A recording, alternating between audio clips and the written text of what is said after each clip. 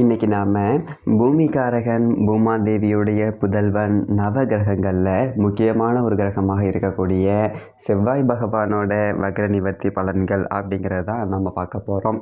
அதாவது செவ்வாய் அப்படிங்கிறவர் ரொம்ப முக்கியமான ஒரு கிரகம். சுவர் இருந்தால் தான் சித்திரம் அப்படின்னு சொல்லுவாங்க இல்லைங்களா. செவ்வாய் தான் உடல் ஆரோக்கியத்துக்கே அதிபதி. ஒரு நல்லதொரு தேக ஆரோக்கியம் வேணும் அப்படின்னா செவ்வாய் பலமாக இருக்கணும். அப்படிப்பட்ட செவ்வாய் டிசம்பர் மாதம் 7ஆம் தேதி 2024 கடகராசியில் நீச நிலையில் இருந்து வக்ரமாயிட்டார். அதன் பிறகு பின்னோக்கி பயணமாகி மிதுனம் ராசிக்கு போனார். இன்னொரு முக்கியமான விஷயம், தனிப்பட்ட முறையில் ஜாதகம் பார்க்க இந்த வாரத்துக்கான அப்பாயின்மெண்ட் ஃபிக்ஸ் பண்ண சொல்லி நிறைய பேர் கேட்டிருந்தீங்க. நாம் கண்டினியூவாக இப்போலாம் வீடியோவில் கொடுத்துட்டு தாங்க இருக்கோம். இப்போது ரூபாய் 199க்கு தெளிவாகவும் விளக்கமாகவும் நம்ம ஜாதகம் பார்த்து தரோங்க. அதுவும் இந்த ஒரு மாதம் மட்டுங்க. அது மட்டும் இல்லாமல் தாழ்மையான வேண்டுகோள், இந்த நம்பருக்கு ஃபோன் கால் எதுவும் பண்ண வேணாங்க.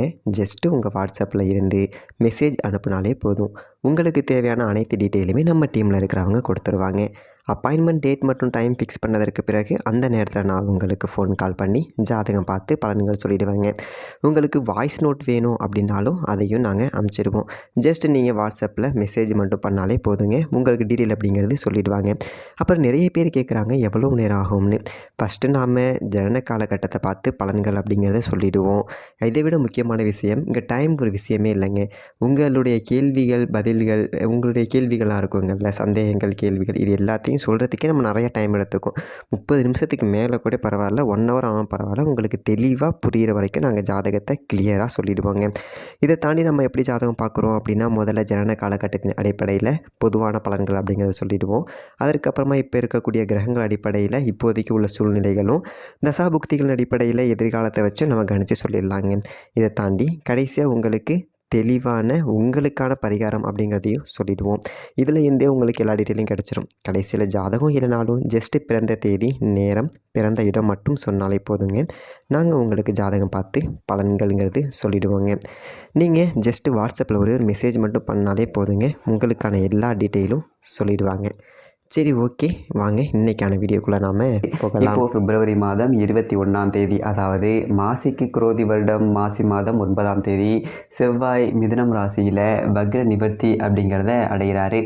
இப்போது செவ்வாயினுடைய வக்ர நிவர்த்தி காலகட்டம் அப்படிங்கிறது ரொம்ப முக்கியமானது. ஏன் அப்படின்னா, செவ்வாய் அங்காரகன், செவ்வாய் சகோதரக்காரகன், செவ்வாய் காமாதிபதி, இவ்வளவு அம்சங்களை கொண்ட ஒரு அற்புதமான ஒரு முக்கியமான கிரகம். உமாதேவியினுடைய புதல்வன். செவ்வாயினுடைய அந்த நிலை அப்படிங்கிறது வலுவாக இருந்தால் தான் ஒருத்தருக்கு மனை, நிலம், சொந்த வீடு இது எல்லாமையும். உடல் ஆரோக்கியமும் வலுவாக இருக்கும். ஸோ செவ்வாய் கோபத்துக்கு, வீரத்துக்கு, எல்லாத்துக்கும் அவர் தான் அதிபதி. அப்படிப்பட்ட அந்த செவ்வாய் இந்த வக்ர நிவர்த்தி அப்படிங்கிறத அடைகிறார் இல்லைங்களா. பலமடைகிறார் அப்படி சொல்லிட்டு அர்த்தம். இந்த செவ்வாய் பலமடைகிறதுனால உங்களுடைய ராசிக்கு என்னென்ன பலன்கள் அப்படிங்கிறத கொடுக்க போகிறார் அப்படிங்கிறத பார்த்துடலாம். எல்லாருக்கும் செவ்வாயினுடைய பரிபூரண அருள் கிடைக்க முருகப்பெருமானை வேண்டி வீடியோக்குள்ளே போகலாம்.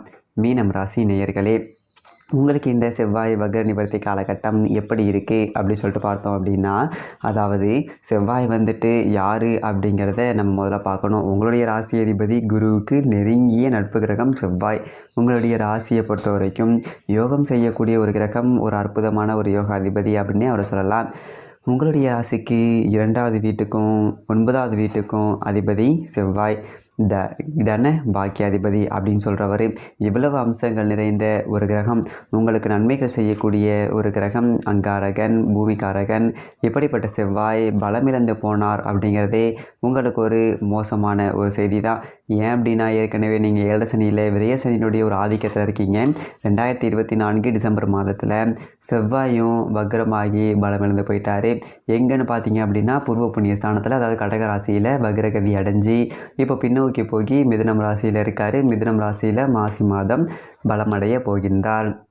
நீங்கள் எதிர்பார்த்துக்கிட்டு இருந்த ஒரு நாள் வந்துருச்சு அப்படின்னு சொல்லிட்டு சொல்லலாம்.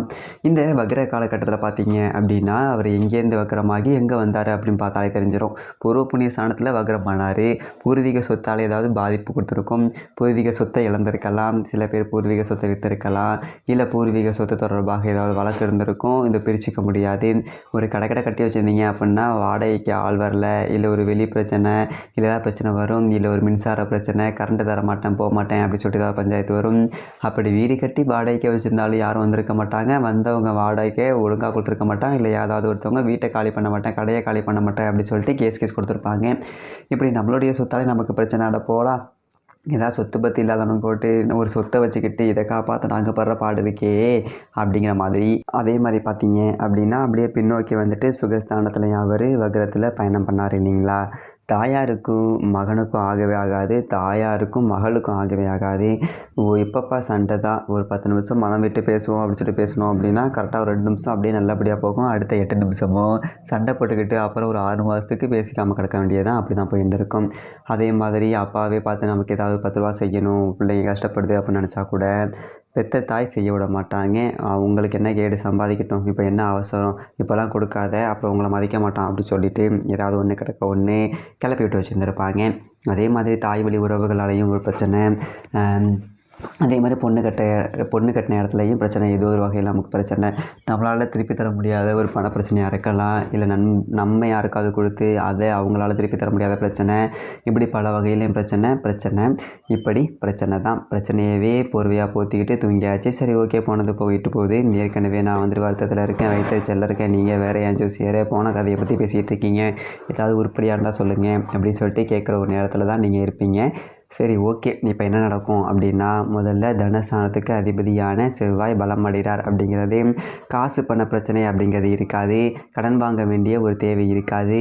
10 ரூபா இருந்தால் 10 ரூபாக்குள்ளே நான் வாழ்க்கையை வாழ்கிறேன்டா அப்படிங்கிற ஆளுங்க மீனராசிக்காரவங்க ஏதோ குருவி சேர்க்குற மாதிரி அங்கங்கே கொஞ்சம் சேர்த்து வச்சுருப்பீங்க. அதுவும் கொஞ்சம் வைத்தியத்தில் போயிருக்கும். அப்போ தீர்ப்பை ஃபஸ்ட்லேருந்து ஓடணும். இப்படி இருக்க மீனம் ராசிக்காரர்களுக்கு இனிமேல் காசு பணம் அப்படிங்கிறது 10 ரூபா தங்கும். அதை பற்றி கவலைப்பட வேண்டியதில்லை. ஏன்னா ஜென்மசனி உங்களை நோக்கி வருது, ஜென்ம ராகு தெளிய போகுது, ஒன்று வருது. அந்த நேரத்தில் செவ்வாய் பலமாக இருக்கிறாரு அப்படிங்கிறது சந்தோஷம்தான். இந்த செவ்வாய் பலம் அடைஞ்சதுனால எப்படியே காசு பணம் வரும். நீங்கள் வெளியில் கொடுத்து வாங்க முடியாத ஒரு காசுக்கள் பூராவே இப்போ வாங்கிப்படலாம். அது ஒரு சந்தோஷத்தை கொடுக்கும். அதே மாதிரி பார்த்தீங்க அப்படின்னா குடும்ப உறவுகள் ரொம்ப சுமூகமாக இருக்கும். குடும்பத்தில் இருக்கக்கூடிய எல்லோரும் நம்மளை மதித்து நடந்துப்பாங்க. நம்மளுடைய பேச்சுக்கு ஒரு மதிப்பு மரியாதை அப்படிங்கிறது எப்போதுமே கூடுதலாகத்தான் இருக்கும். நம்ம சொன்னால் சரியாக இருக்கும்ப்பா, நல்ல பையன்ப்பா அப்படிங்கிற மாதிரி தான் ஒரு சொந்த பந்தத்துக்குள்ளே ஒரு மதிப்பு மரியாதை அப்படிங்கிறது கூடும். அதே மாதிரி வேலை செய்யக்கூடிய இடத்துலையும் பார்த்தீங்க அப்படின்னா நற்பெயர் அப்படிங்கிறது அதிகமாக இருக்கும். நல்லா சம்பாதிச்சு நல்லா உழைச்சி கொடுப்போம். நல்லா உழைச்சி கொடுத்து முதலாளிக்கு விசுவாசமாக நேர்மையாக இருப்போம், உண்மையாக இருப்போம். ஆனால் ஒன்றுமே இல்லாதவனை கொண்டாடிட்டு இருப்பாங்க, நம்மளை கொண்டாடிட்டு இருக்க மாட்டாங்க. அதே மாதிரி அவன் கேட்டான் அப்படின்னா ஒரு 10,000 கேட்டாங்கன்னா டக்குனு அட்வான்ஸ் கொடுத்துருவாங்க. அதுவே நம்ம கேட்டோம் அப்படின்னா எங்கேப்பா காசு இருக்குது, இடையில பணம் கேட்காதப்பா, சம்பளம் வாங்குறதோ நிறுத்திக்கப்பா அப்படின்னு சொல்லுவாங்க. இனிமேல் அந்த மாதிரி இதெல்லாம் வராது. உங்களுக்கு உங்களுடைய உழைப்புக்கான ஒரு வரவேற்பு அப்படிங்கிறது கிடைக்கும். மேலிடத்தில் உள்ளவங்க உங்களுடைய உழைப்பை மதித்து நடந்துப்பாங்க அப்படிங்கிறது சாதகமான ஒரு விஷயம். அதே மாதிரி பார்த்தீங்க அப்படின்னா பாக்கியஸ்தானத்துக்கும் அவர் தான் அதிபதி, 9வது வீட்டுக்கும் அப்படிங்கிறதுனால ஒரு பலம் அடைகிற இந்த ஒரு நேரம் அப்படிங்கிறது வாய்ப்பு கிடைக்காதவர்களுக்கு ஒரு வாய்ப்பு கிடைக்கும். இந்த வேலை வாய்ப்பாக இருக்கலாம், ஒரு திருமண வாய்ப்பாக இருக்கலாம், இல்லை தொழில் வாய்ப்பாக இருக்கலாம், இல்லை வாரிசுகளாக இருக்கலாம், பிள்ளை பேராக இருக்கலாம், கல்வி, வெளிநாட்டு யோகம், இப்படி எதுவாக இருந்தாலும் நீங்கள் எதுக்கு முயற்சி செஞ்சீங்களோ அதற்கான ஒரு ஜெயிக்கக்கூடிய ஒரு வாய்ப்பு இருக்குது. வேலைக்கு முயற்சி செஞ்சுருக்கேன், வேலை கிடைக்கல, நல்லதொரு வேலை கிடைக்கும். தொடர்ச்சியாக முயற்சி பண்ணுங்கள். மாசி 9ஆம் தேதிக்கு மேலே மாசி மாதம் முடியறதுக்குள்ளேயே உங்களுக்கு நல்லதொரு வேலை அப்படிங்கிறது கிடைச்சிடும். அதே மாதிரி சில பேர் வெளிநாடு போகணும்னு நினைப்பீங்க, ரொம்ப நாளாக முயற்சி செஞ்சோம், கிடைக்காமலே போயிருந்திருக்கும். இப்போ அந்த வெளிநாட்டு யோகம் அப்படிங்கிறது இருக்குது. சில பேருக்கு நிலப்புலம் வாங்கணும் அப்படிங்கிற ஒரு ஆசை இருக்கும். எப்படியாவது வர வீட்டுக்கு ஒன்று, சொந்த வீட்டுக்கு ஒன்று, எப்படியாச்சும் ஒரு பிளாட்டாவது ஒன்று வாங்கிடணும் அப்படின்னு நினச்சவங்க இப்படி ஒரு கிணக்கட்டு வாங்கி போடலாம். அந்த யோகம் அப்படிங்கிறதும் இந்த ஒரு காலகட்டத்தில் இருக்குது.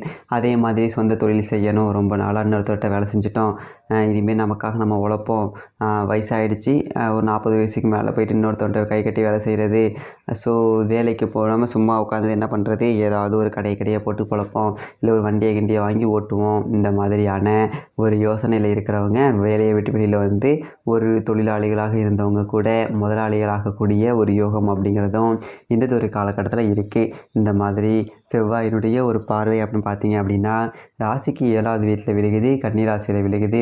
7ஆம் வீட்டில் செவ்வாயினுடைய பார்வை விழுகுது அப்படின்னா திருமணமாகாதவர்களுக்கு திருமணம் நடக்கப் போகுது.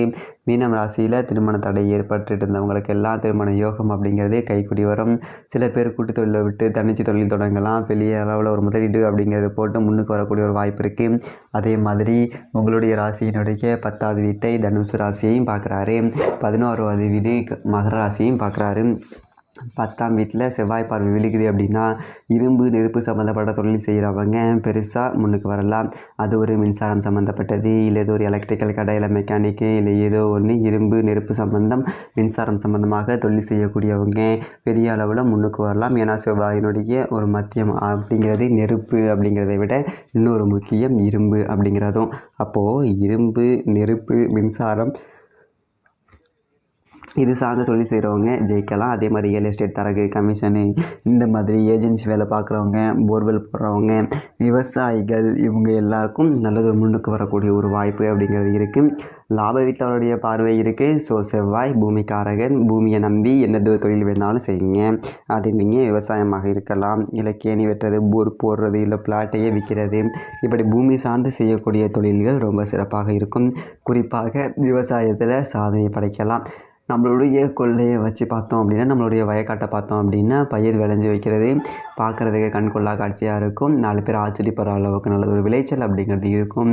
ஓரளவுக்கு இந்த விரையசனி காலகட்டத்தில் விட்ட காசு எல்லாத்தையும் பிடிச்சி ஏதோ 10 ரூபா சேர்த்து வைக்கக்கூடிய நல்லதொரு காலகட்டமாக இந்த செவ்வாய் வக்கிர நிவர்த்தி காலகட்டம் அப்படிங்கிறது இருக்கும். மீனம் ராசிக்காரர்களுக்கு எல்லாம் நல்லதாகவே அமையும். நன்றி, வணக்கம்.